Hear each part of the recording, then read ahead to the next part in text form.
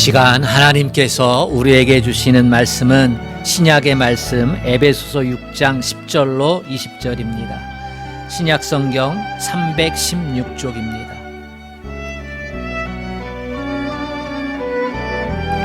신약 성경 316쪽 에베소서 6장 10절로 20절 하나님의 말씀을 같이 교독하겠습니다. 끝으로 너희가 주 안에서와 그 힘의 능력으로 강건하여지고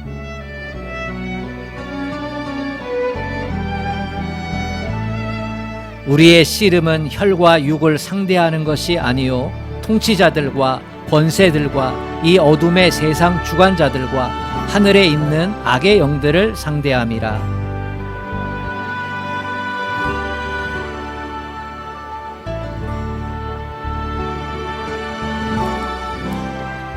그런즉 서서 진리로 너희 허리띠를 띠고 의의 호심경을 붙이고 모든 것 위에 믿음의 방패를 가지고 이로써 능히 악한 자의 모든 불화살을 소멸하고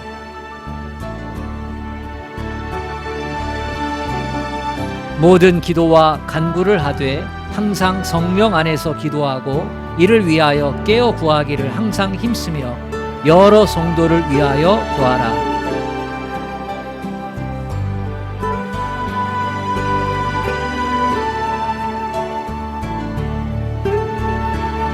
이 일을 위하여 내가 쇠사슬에 매인 사신이 된 것은 나로 이 일에 당연히 할 말을 담대히 하게 하려 하심이라. 아멘.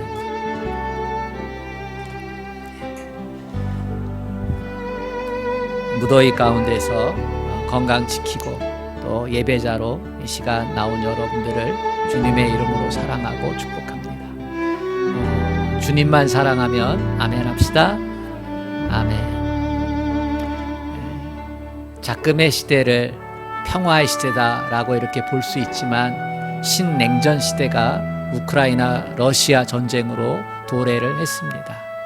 세상은 이렇게 변해가는데 한편으로는 저는 이 시대를 바이러스의 시대다라고 이렇게 말하고 싶습니다. 코로나19도 바이러스지요. 바이러스로 인한 변이가 3년을 지배하고 있습니다. 엄청난 영향을 받고 있는 것이죠. 이로 인해서 전 세계적으로 한 가지 상황이 발생을 했는데 그게 뭐냐면 건강 염려증입니다. 전 세계 모든 사람들이 건강에 대한 관심이 지극히 극대화되었다는 것입니다. 세상이 점점 문명화되어지고 좋은 약이 만들어지면서 지금은 100세 시대가 되었잖아요. 어떻게 하면 건강하게 더 오래 살 수 있는가 하는 것이 이 시대의 화두가 되었습니다. 사실 몸이 아픈 후에 치료하는 것 굉장히 중요하지만 더 중요한 것은 건강을 지키는 겁니다.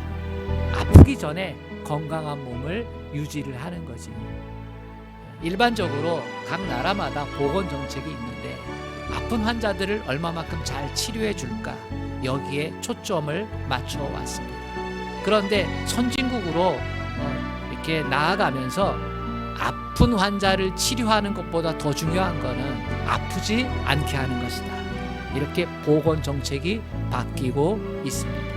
어떻게 하면 아프지 않은 건강한 상태를 유지할 수 있을까 할 때에 중요한 것이 면역력입니다. 면역력이 높아지면 병에 잘 안 걸린다고 하는 거지.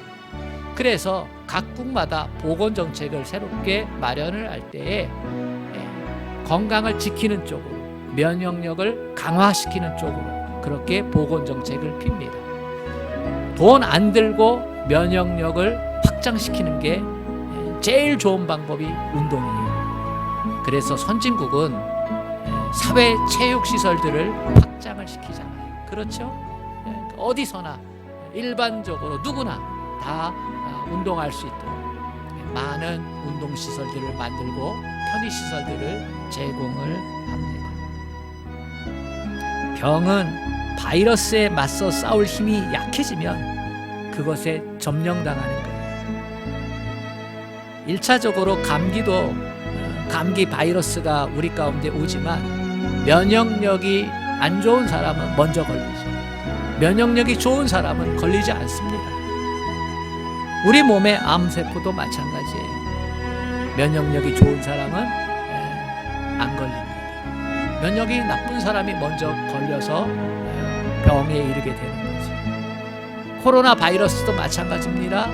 면역력이 좋은 사람은 걸렸어도 걸린 티가 안 나고 그냥 지나가 버립니다. 면역력이 좋지 않은 기저질환자들은 아픔과 고통 가운데 치료를 받아야 하고 심지어 병원에 입원도 해야 되잖아요.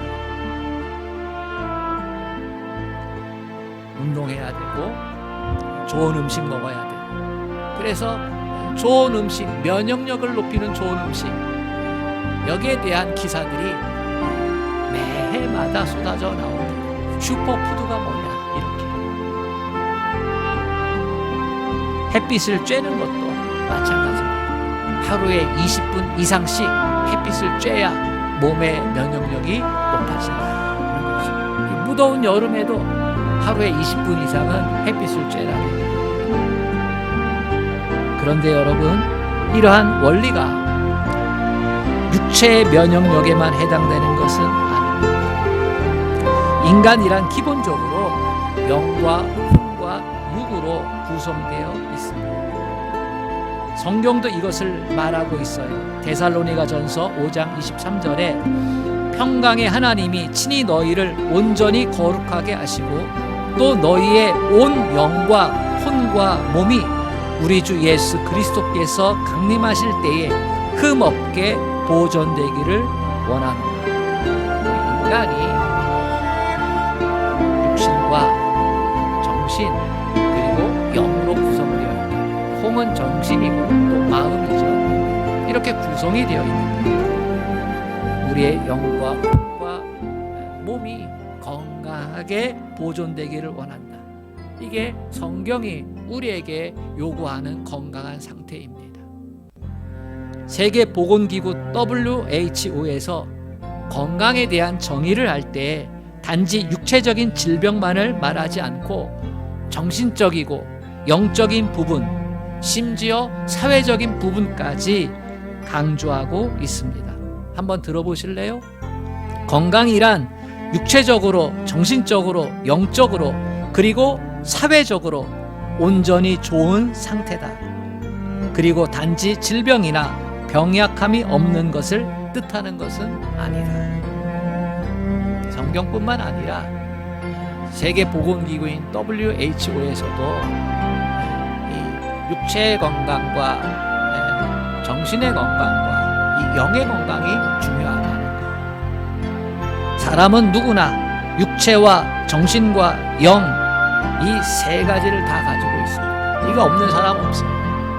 이 세 가지 중에 하나가 무너지면 자동적으로 나머지 것도 영향을 받게 되어집니다. 몸이 아프면요, 마음도 아파지니까. 마음이 아프면요, 영도 아파지니까. 반대로 영이 아프면 몸도 아프고, 그리고 몸이 아프면 육체도 아프게 되어집니다. 우리는 이 세 가지가 서로 따로 존재되어서 살 수 있는 존재가 아닙니다. 육체의 건강도 영과 관련이 있다는 것. 창세기 3장을 보면 아담과 하와가 하나님 말씀에 불순종해서 타락하잖아요. 그러므로 인해서 하나님께서 우리를 창조하신 이 창조의 모습이 깨어지게 되지 않습니까? 창조의 모습이 깨어짐으로 인해서 우리 인간은 그때부터 고통 가운데 있는 몸도 아프게 되고, 마음도 병들게 되고, 영도 병들게 되고. 그래서 인생은 하나님을 떠난 이후부터, 에덴 동산에서 쫓겨난 이후부터 병들고 고통 가운데 죽게 되어지는 것이죠. 그렇기 때문에 육체적인 면역력 중요하지만 더 근본적인 것은 영적인 면역력을 키우는 겁니다. 그래야 사탄 마귀의 공격에도 흔들리지 않고 믿음 생활을 잘 해갈 줄로 믿습니다. 영적인 맷집이 약한 사람, 영적인 면역력이 약한 사람은 어떤 일을 겪게 되어지면 쓰러집니다. 좌절하고 낙심하게 되어집니다. 하나님을 모르는 사람은 이것이 멘탈이 약하다라고만 거기서 끝납니다. 그러나 우리의 믿음의 사람은 멘탈만 약한 게 아니고 영적으로 강건하지 못하기 때문에 멘탈이 약하다는 사실을 알아야만 합니다. 누가 한마디만 해도 쉽게 상처받고 살짝 건드리기만 해도 그 영혼이 콜록콜록거립니다. 심하면 깊은 영적인 침체에 빠지고 자리에 들어눕기도 합니다. 영혼 육이 서로 밀접한 관계를 가지고 있다는 것입니다. 신방하거나 또는 전도를 해보면 목사님, 병이 다 나으면 교회에 나가겠습니다. 이렇게 말하는 사람을 종종 만나게 되어집니다. 그러나 실상은 그렇지 않아야 합니다. 병 낫고 나서 교회 다녀야 된다가 아니고 예수님을 믿고 신앙생활해야 병이 낫는 줄로 믿습니다.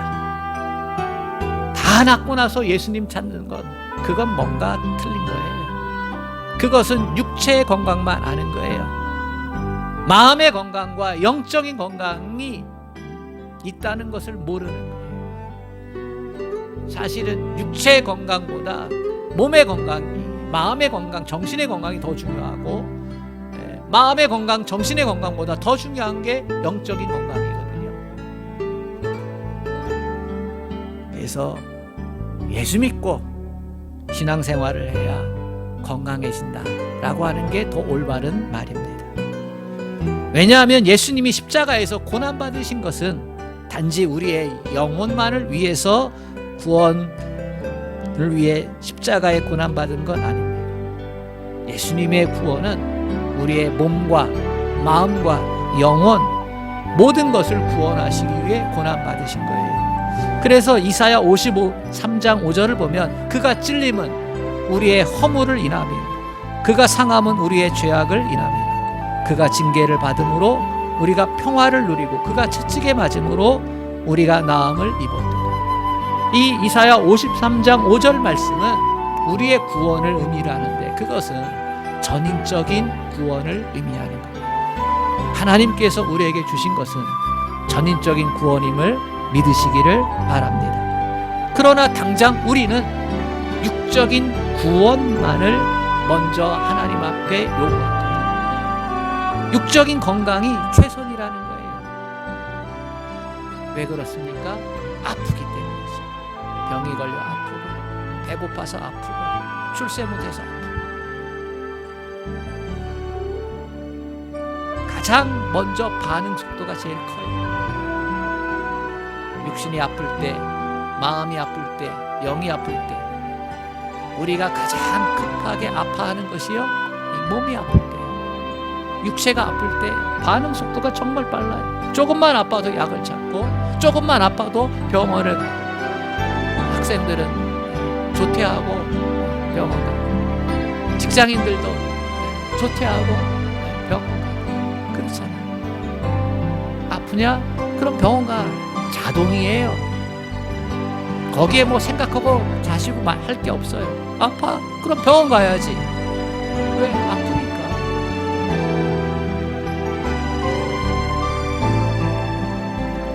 그 다음 마음이 아픈 것이고, 마지막으로 영이 아픈 것. 반응 속도가 제일 느리기 때문에 아픈 것이 덜 느끼기도 하고요. 그리고 마음이 아프고 영이 아픈 것에 대해서 그만큼 무지합니다. 몸이 아픈 건 우리가 지식이 많아요. 근데 마음이 아픈 건 이 마음이 아픈 것에 대한 지식이 많지 않아요. 더구나 영이 아픈 건 더 지식이 많지 않아요. 왜? 영이 아픈 건 하나님 앞에서 해결받아야 되는데 하나님을 아는 지식이, 성경 말씀들이 그만큼 우리에게 풍성하지 않기 때문에 영이 아프다는 것에 대해서 잘 느끼지 못해요. 그게 가장 심각한 고통인데도 불구하고 우리는 잘 모르는 거죠. 그냥 반응이 느리기 때문에 먹고 살기 바쁘다. 그래서 이거 돌볼 겨를이 없다 이렇게 생각해가지고 결론을 이미 내렸어요. 몸이 아프면 제일 먼저 병원 가지 마. 마음이 아프면 그냥 놔둬. 골마 썩어 문드러질 때까지 그냥 놔둬. 근데 영이 아픈 건 어때요? 이런 방법도 없어요.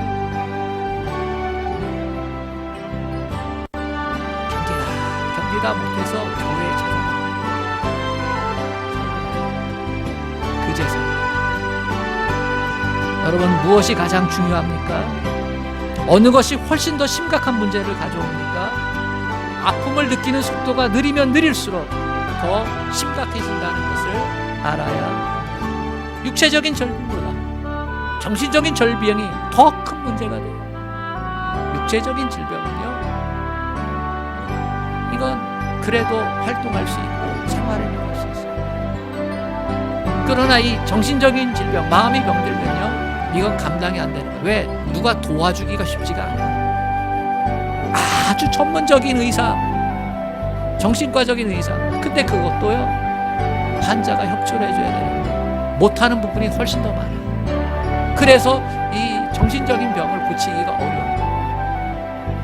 근데 영적인 건 어때요? 그건 더 심각해요.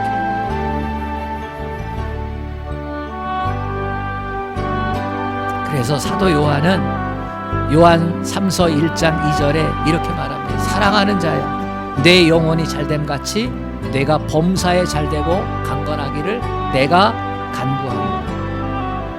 무엇보다 영이 복을 받아야 된다. 영이 건강한 것이 최고의 축복임을 깨달을 수 있기를 바랍니다. 그렇다면 어떻게 하면 내 안에 영적인 면역력을 높일 수 있을까?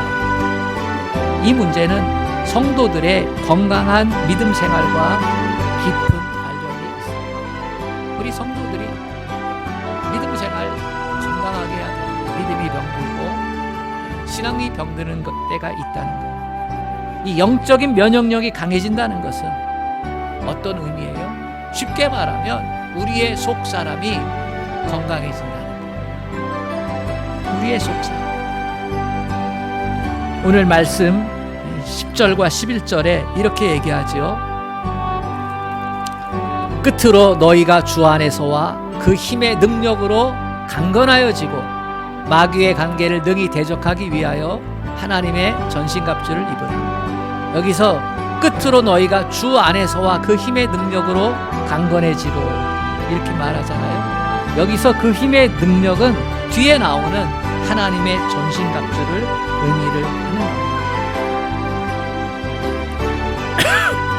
그러면 뭐가 건강해진다는 거예요? 우리의 속사람이 건강해진다는 거죠. 이 속사람이 뭐예요? 이 속사람이 자아예요. 자아. 우리는 다 자아가 있어요. 예수 믿기 전에 자아는 병든 자아예요. 그것이 우리의 자아가 왜 병든 자아인지 알 수 있을까요? 건강하지 못한 상태인지 어떻게 알 수 있을까요? 우리의 자아는 병들었어요. 뭐에? 자기애에 병들었어요. 자기애. 자기애는 지독하리만큼 너무나 강해요. 자기애에 병들지 않은 사람이 없어요. 아담과 하와가 타락한 이후에 인간은 병든 자아가 되었어요. 지독한 자기애에 빠져 있어요. 자기 기준 얼마나 강한지 모르고. 그리고 욕심에 병들어 있어요. 성경은 욕심이 잉태한 즉 죄를 낳고 죄가 장성한 즉 사망을 낳느니라 그랬잖아요. 우리 병든 자아는 자기애와 욕심 덩어리, 탐욕 덩어리. 그래서 인생은 혼란스러워요. 인생은 살기 힘들고 어려워. 이 병든 자아가 예수 그리스도를 믿음으로 말미암아 새로운 자아가 된 줄로 이것을 성경에서 거듭났다, 중생했다 이렇게 표현합니다.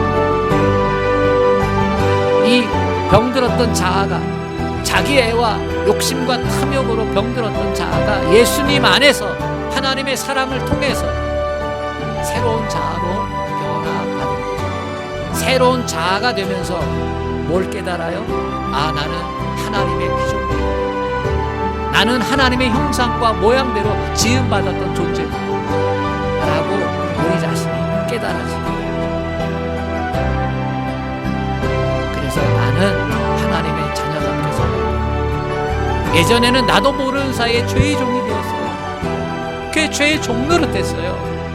그래서 하나님의 저주 아래 있었어요. 그러나 이제는 우리의 자아가 새로워졌기 때문에 새로운 자아가 만들어짐으로 인해서 하나님을 알게 되어지고, 아, 나는 죄의 종이 더 이상 아니고 의의 종이 되었구나, 하나님의 자녀가 되었구나. 이 자아가 건강한 자 되어진 거죠.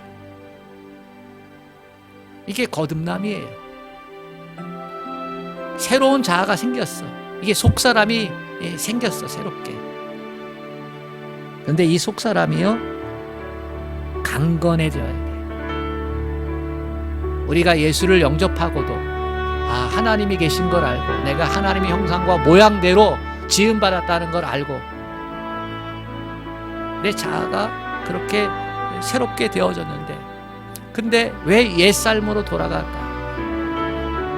왜 병든 자아의 모습으로 다시금 그렇게 갈까?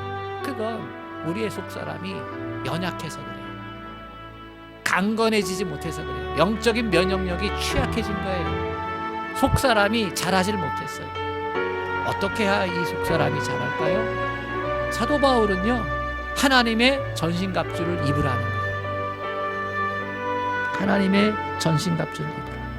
그러면 우리의 속사람이 강건해져서 통치자들과 권세자들과 악한 영들을 대적하여 싸울 수 있게 된다는 것입니다. 그러면 어떻게 하나님의 전신갑주를 입을 수 있을까? 물론 하나님이 은혜를 주셔야 하나님의 전신갑주를 입을 수 있지만, 그렇게 될 수 있도록 우리가 해야 될 일이 있습니다. 오늘 본문 14절 이하 말씀이 바로 우리들이 하나님의 전신갑주를 입고 영적으로 강한 사람이 되기 위해서 어떻게 해야 될 것인지를 가르쳐주고 있습니다. 여기에 기록된 하나님의 전신갑주의 내용을 자세히 살펴보면 표현은 다르지만 의미상 공통적인 것들을 발견할 수가 있습니다. 우리 14절부터 18절까지 한번 같이 읽어보겠습니다. 시작. 그런즉 서서 진리로 너희 허리띠를 띠고 의의 후심경을 붙이고 평안의 복음이 준비한 것으로 신을 신고 모든 것 위에 믿음의 방패를 가지고 이로써 능히 악한 자의 모든 불화살을 소멸하고 구원의 투구와 성령의 검 곧 하나님의 말씀을 가지라. 모든 기도와 간구를 하되 항상 성령 안에서 기도하고 이를 위하여 깨어 구하기를 항상 힘쓰며 여러 성도를 위하여 구하라. 하나님의 전신갑주는 사도 바울이 우리의 속사람이 강건하게 되기를 원하는 마음으로 말씀을 한 건데, 이 말씀을 하면서 이미지를 차용을 했어요. 어떤 이미지를 차용을 했냐면, 빌렸냐면 그 당시에 로마 군대가 강했거든요. 세계에서 가장 강한 군대 로마 군대. 근데 로마 군대에 보면 그 군인들이 무장을 했어요. 무장. 그래서 머리에 투구를 쓰고 몸에 갑옷을 입고 이 갑옷의 가슴에 이 심장을 보호하는 가죽이나 또는 굴이나 이런 걸 가지고 덧대 가지고 보호했어요. 후심경이죠. 구리 조각으로 덧댄 게 후심경이라고 하는데, 그걸 그런 것이 달린 갑옷을 입고 그리고 허리띠를 띄었어요. 옷이 활동하는데 부담이 없도록, 힘을 쓰는데 부담이 없도록 허리띠를 하고, 그 다음에 신발을 신고 방패를 들고 칼을 들고 이게 강력한 군인의 모습이에요. 그러니까 사도 바울이 거듭난 자들, 중생한 자들 어떻게 하면 속사람이 강건한 자가 되어서 세상의 통치자들과 권세자들과 악한 영들을 대항하면서 그렇게 강건한 믿음의 삶을 살아갈 수 있습니다. 이 이미지를 차용해가지고 군인은 서 있잖아요. 서서 진리를 너희 허리띠를 펴. 여기서의 진리는 예수를 믿으면 구원받는다. 예수가 구원자라는 거예요. 예수가 메시아라는 거예요. 허리띠를 띠는 건요, 모든 힘은 어디서 나와요? 허리에서 나와요. 힘을 쓸 때, 일할 때도 그렇고 싸울 때도 그렇고 허리에서 힘이 나와요. 그러니까 이 허리가 중요하죠. 그러니까 제일 먼저 허리를 강조한 거예요. 예수가 구원자다, 예수가 메시아다, 예수가 그리스도다. 이것으로 믿음의 영적인 허리띠를 띠라는 거예요. 그리고 그 다음이 뭐예요? 의의 호심경을 붙이고. 의는 어떤 의입니까? 여기서의 의는요, 하나님께서 죄인인 우리에게 예수의 보혈을 덮어주시는 거예요. 예수의 보혈을 덮어주셨어요. 그래서 예수의 보혈을 덮어주셔서 죄인이었던 우리를 하나님이 의인으로 여겨주시는 거예요. 그러니까 나의 정체성이 죄인이 아니라 뭐예요? 의인이라는 거예요. 심장이 중요하잖아요. 그러니까 내 심장이 죄인이 아니라 의인이다.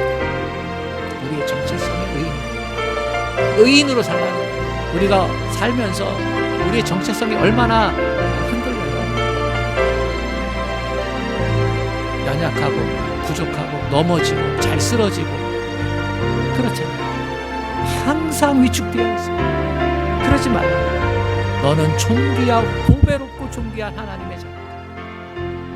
세상 어떤 일이 있어도 너는 내 아들이고 내 딸이고, 하나님께서 그렇게 말씀하시는 거예요. 너는 하늘에 속한 자야, 땅에 속한 자로 살지 마. 이 사실이 우리의 심장을 뛰게 만드는 거예요. 아멘. 하나님의 자녀라고 하는 이 정체성만 가지고도 살아있다는 거죠. 그리고 평안의 복음이 준비한 것으로 신으십니다. 군인은 전쟁하면요 항상 피가 난무해요. 평화하지 않아요. 그러나 십자가의 복음은 평화의 복음이에요. 하나님과 우리를 화목하게 했고 나와 너를 화목하게 하게 하는 게 복음이에요. 그러니까 너희가 살아가는 동안에 너희가 어느 곳에 가든지 평화의 복음이라는 거예요. 십자가의 복음은 평화의 복음이다. 그것으로 어디를 가더라도 너는 평화의 사람이 되어라, 피스메이커가 되어라, 그 얘기를 하는 거예요. 그리고 모든 것 위에 믿음의 방패를 가지고, 예수를 믿는 믿음의 방패를 가지고, 그리고 이 믿음의 방패를 가지고 악한 자의 모든 불화살을 소멸하라. 그리고 구원의 투구, 구원의 확신, 머리를 보호해. 구원의 확신을 가지고 머리를 보호해. 그리고 성령의 검, 곧 하나님의 말씀을 가지라. 하나님의 말씀이 모든 악을 물리치는 무기가 되죠. 예수님이 사탄 마귀가 시험할 때 말씀으로 어떻게 했어요? 승리했잖아요. 말씀으로 물리치셨다. 그러면서 바울은 기도를 강조해요. 18절에 모든 기도와 간구를 하되 항상 성령 안에서 기도하고 이를 위하여 깨어 구하기를 항상 힘쓰며 여러 성도를 위하여 구하라. 한 절에 4번씩이나 기도를 강조하고 있어요. 그러니까 하나님의 전신갑주 표현이 여러 가지지만 이것을 요약하면요, 결국은 십자가의 복음, 그리고 기도, 그리고 믿음이에요. 이 3가지가 우리의 영적인 면역력 높이는 방법이에요. 우리의 속사람을 강건케 하는 방법이에요. 생각해보면 이 하나님의 전신갑주를 입는 것은 돈이 드는 일이 아니에요.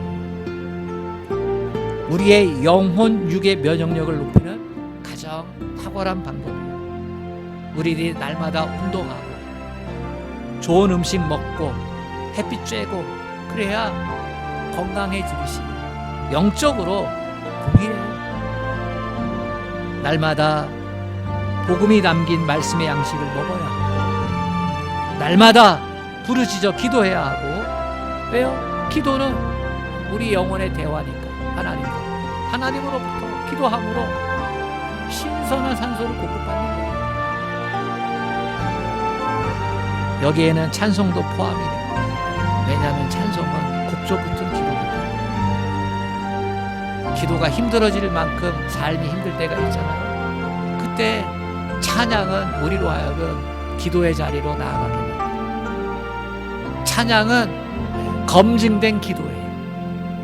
그러니까 찬양을 하면 우리의 영이 강건해지고 우리의 영이 힘을 얻게 되는 줄로 믿습니다. 우리나라 사람으로 미국 MD 앤더슨 암센터 종신 교수가 되었던 김의신 박사가 이런 말을 했습니다.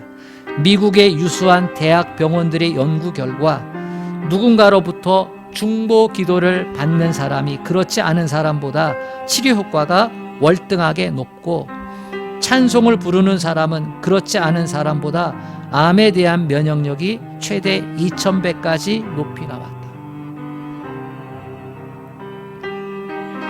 중보 기도가 그래서 중요한 거예요. 아플 때 중보 기도를 부탁하는 건 잘하는 거예요. 기도해 주세요. 나를 위해 기도해 주세요. 나를 위해 기도해 주세요. 뿐만 아니라 찬양하는 것도 마찬가지예요. 영적으로 강건해지면 육신적으로도 강건케 되는 줄로 믿습니다. 여기에 믿음의 방패로 부정적인 불화살들을 막으면 돼요. 비난의 말, 시비의 말, 부정적인 생각들, 믿음의 방패로 다 막아내는 거예요.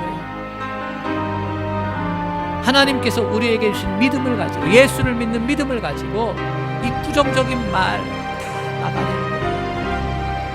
이거는 사탄 마귀가 주는 거예요. 이거는 나를 넘어뜨리려고 하는 거예요. 이겨내야지. 예수 이름을 가지고.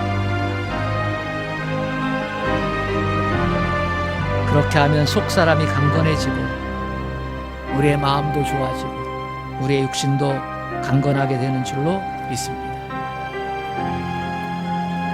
사랑하는 성도 여러분, 주님이 이렇게 말씀하십니다. 너희가 악할지라도 좋은 것을 자식에게 줄 줄 알거든 하물며 너희 천부께서 구하는 자마다 성령을 주시지 않겠느냐. 우리가 십자가의 복음의 말씀을 가지고 기도하고 믿음의 방패를 사용하면 성령의 사람이 되는 줄로 믿습니다. 성령을 부어주시는 거예요. 성령을 충만케 하시는 거예요.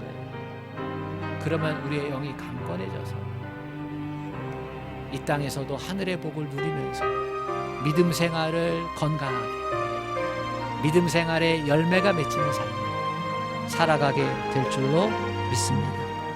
믿음의 방패로 사탄 마귀의 꾀임에서도 벗어나고 세상의 가치, 세상의 유행에서도 벗어나고 우리 자신을 지켜서 하나님께서 원하시는 복된 믿음의 삶, 그렇게 살아갈 수 있기를 주님의 이름으로 축복합니다. 하나님 아버지, 우리 몸에 바이러스가 오면 면역력이 약한 사람들은 병이 듭니다. 그 병이 심각한 질환이 되고 삶의 질을 떨어뜨릴 때가 많습니다. 하나님께서 우리를 영적으로 강건케 하시는 방법이 있습니다. 예수를 영접하고 예수님 안에서 새롭게 대한 자아를 가지고 속사람이 강건해져서 살아가면 행복한 인생을 살아갈 수 있습니다. 아버지, 이 영적인 원리를 깨달아 알게 하여 주시옵시고 우리 영을 관리할 수 있도록 도와주시옵소서. 십자가 복음의 말씀으로 기도함으로 믿음의 방패를 사용함으로 말미암아 우리의 영이 하나님의 전신갑주를 입은 영이 되어서 강건한 믿음의 삶, 강건한 신앙생활 살아갈 수 있도록 도와주시옵소서. 예수님의 이름으로 기도합니다. 찬송가 292장입니다.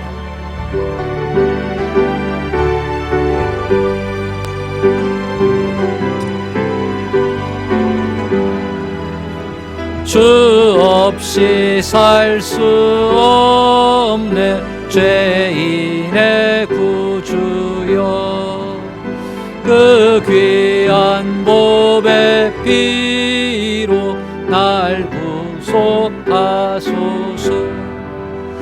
구주의 사랑으로 흘리신 보혈이 내 소망 나의 위로 내 영광 됩니다. 주 없이 살 수 없네 나 혼자 못서리. 힘없고 부족하며 지혜도 없도다. 내 주는 나의 생명 또 나의 힘이라. 주님을 의지하여 지혜를 얻으리. 주 없이 살 수 없네 내 주는 아신다. 내 영의 기쁜 간구 마음의 소원을 주밖에 나의 마음 네 알아주리요. 내 마음 위로하사 영원케 하시네. 주 없이 살 수 없네 세월이 흐르고 이 깊은 고독 속에 내 생명 끝나도 사나운 풍랑일 때 날 지켜주시니 내 곁에 계신 주님 늘 힘이 됩니다.